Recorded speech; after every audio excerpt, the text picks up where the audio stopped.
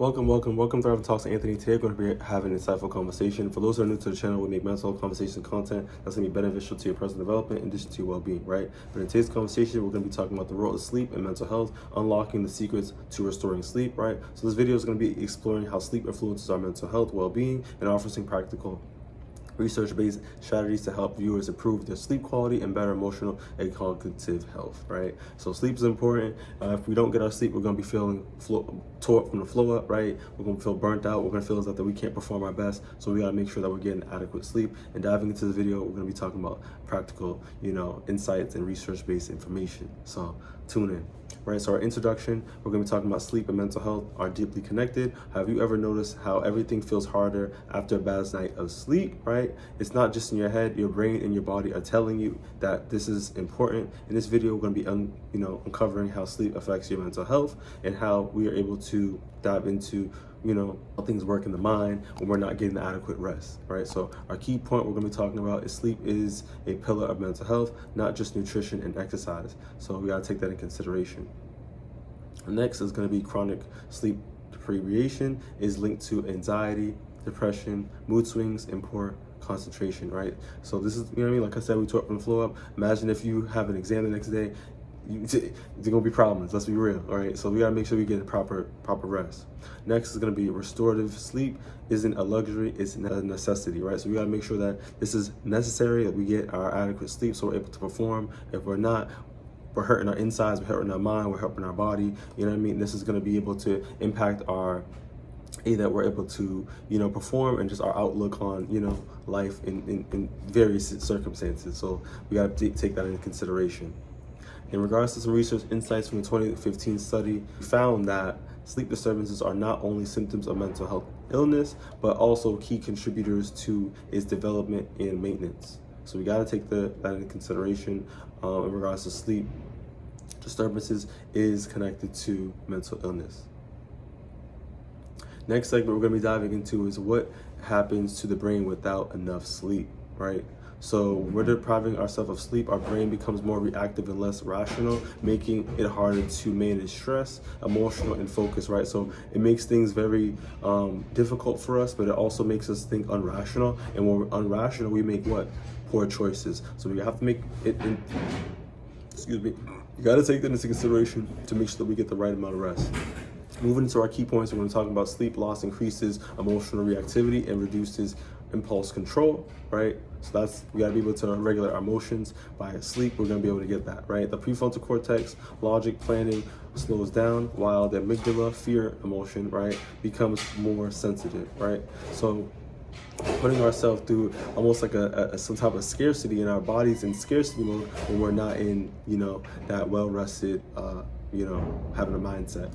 Next is going to be chronic sleep debt, right? Contributes to depression, anxiety, and emotional dysregulation. In regards to some research insights from 2007 study published by the Current Biology, found that sleep deprivation amplifies emotional responses by 60% due to impaired connection between the amygdala and the frontal cortex, right? So this is affecting the brain. This is affecting our body when we are depriving our body of sleep.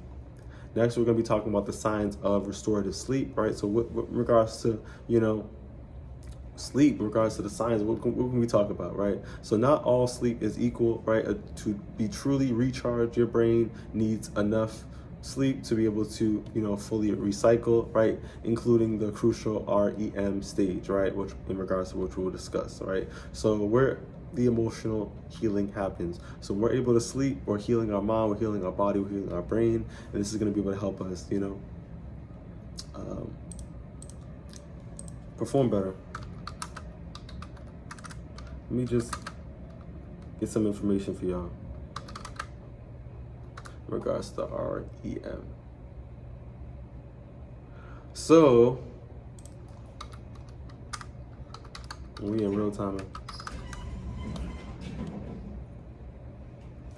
So the REM stands for eye movement, right? So emotional regulation, memory, consolidation, and we have the cognitive functioning and process stress and trauma, right? So we have different things in regards to sleep that affects different areas. Pulling it back to the key points, Deep sleep is essential for physical repair. REM sleep is crucial for emotional processing. Like I said, there's different areas to be able to get that proper healing. Sleep helps the brain consolidate memories and process emotional events, right? So we need our memory to be able to remember things. This is important because sleep's going to be able to help us lock those things in and recharge. Next is going to be interrupt or poor quality sleep disturbs these healing stages. As we mentioned earlier, I'll mention it again. We have emotional regulation, memory, consolidation, cognitive functioning, and processing the stress and trauma. We need our body to be able to heal, be able to re-encounter, and be able to be active. However, when we're sleeping properly, this is going to be able to help us out. According to some research, according to the Nature Reviews Neuroscience in 2009, we found that the REM sleep plays a key role in mood regulation, creativity, and memory integration, right? So when we're sleeping, this is going to be able to help different regions of the body, different regions of the brain be able to actively move accordingly. Next segment, we're going to be talking about barriers to good sleep in a busy world, right? So life happens, there's a lot of things going on with regards to our own life personally, when it comes to family, when it comes to our culture, when it comes to the world, and different associations that, even it works, right? So there's different things that are going on, right? But modern life is full of sleep, disturbances, right? So from stress and screens, like late meals and caffeine, right? So recognizing what's self-sabotaging your sleep is focusing on, how we can be able to fix that, right? So we talk about, like I said, we dive into our key point is blue light delays melatonin production and keeps the brain alert, right? So when we're on the phones too much, we gotta recognize that and that light that's coming into our eye. Next is gonna be overthinking, and stress leads to racing thoughts at bedtime, right? Next is going to be irregular routine confuses your brain natural rhythm, right? So we got to be able to understand that our brain has a natural rhythm, and we got to be able to get that adequate sleep to be able to let our body rest.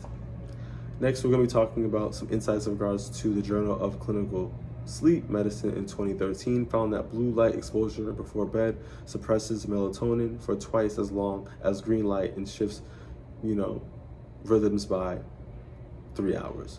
So we got to be able to take that into consideration because we want to be able to let our body rest, reducing the cortisol, reducing the stress to be able to give our body that recharge. Moving on to building better sleep habits, what actually works, right? So everybody's body is different, but we got to take in consideration what things can we add into our routine to be able to help us, get into a better sleeping rhythm, right? So a calm way, in the evening in regards to your routine could be, dimming the lights, turning things down, right?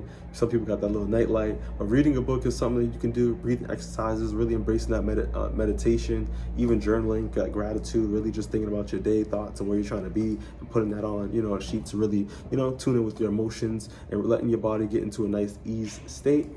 But let's talk about, some key points, but let's start small, let's be consistent, and let's have a dramatic improvement to our sleep by focusing on our wellness, right? So these strategies are going to be able to help us move forward when it comes to our sleep improvement. Consistency is going to be our first one. In regards to consistency is key. So go to bed and wake up at the same time, even on weekends. Really try to monitor your sleep, try to be consistent and get yourself on a good sleep pattern. Next is going to be create a wind down routine, right? So you're winding yourself down, signal your body it's time to rest. So no screens, dimming the lights like we mentioned, and calming activities to get yourself into that ease state to really rest. Next is going to be limit caffeine and alcohol, especially within 6 hours of bedtime. Really want to just stay away from those the toxic things, or even things that's going to give you that charge and that energy, and all that sugar rush to keep your body up. That's affecting your brain, your body, and just your mood. So we want to really be able to take that into consideration. Next is going to be environment matters, right? So cool, dark, and quiet rooms promote deeper sleep, which is going to be able to give you that better rest. In regards to some research from the Behavioral Sleep Medicine in 2014 showed that individuals who practice consistent sleep hygiene improved sleep quality and reduced symptoms of depression over 8 weeks, right? So when we're focusing on our own patterns, we're having that consistency, we're removing the beverages and different things that are going to be impacting, our sleep quality. This is going to be able to help us reduce depression, that darkness, and being tore from the flow up and being able to provide that better performance, right, in our lives. Moving on, we're going to be talking about when to seek support, sleep and mental health disorders, right? This is real. When we're dealing with impairment, we're dealing with things that are impacting our ability to perform, or realizing that something ain't right. We got to really be able to recognize these sleep patterns by journaling, by talking to a therapist or even a doctor, to be able to advocate to figure out what solutions could be best for us. Because like I said, we're all different individuals. Right. So sometimes, like I said, when we're struggling with some of our habits and we're recognizing some signs, something that is a little bit more deeper, it's okay to receive that help, right? So a key point I want to dive into is insomnia and sleep disorders are common in depression, anxiety, PTSD, and ADHD. So for those out there that are diagnosed and they are aware of their diagnosis, this is something that we can be able to monitor and have, a doctor, therapist, or even a supportive individual to be able to know what's going on, so we're able to seek that support. Next is going to be cognitive behavioral therapy in insomnia. So CBT is a gold standard treatment, which is going to be able to help the brain realign, those thoughts, where are things coming from, and, sleep, right? We're able to improve our sleep with that proper, treatment. Moving on to, if there is sleep problems persist for weeks, we definitely want to seek professional guidance, because we need to be able to make sure that we're having proper sleep to be able to have our body perform at its optimal level, right? And moving on from seeking professional help, we're talking about some research insights. According from the American Academy of Sleep Medicine, recommends that CBT as a first-line treatment for insomnia, chronic insomnia at that, more effective than medication for many cases, right? So this is a therapeutic treatment that is a solution for individuals that are dealing with sleep problems. But moving forward in regards to our final thoughts, your mind deserves rest. We gotta realize that regardless of what we're going through in life, we gotta make sure that we're giving our body rest. There's no money, there's no tangible thing that you can be able to put an amount on your body, on your mind, right? We got to be able to allow our minds to rest, right? So sleep is not just a passive act. It is one of the most powerful ways you can take care of your mental health, right? So you got to give yourself the permission to rest, and this allows your mind, your body, and your heart, in long term, you'll thank yourself, right? So thank you for diving with me. If you found this video beneficial, give it a thumbs up, share it if possible, comment if necessary, and I'll see you on the next one. Take it easy.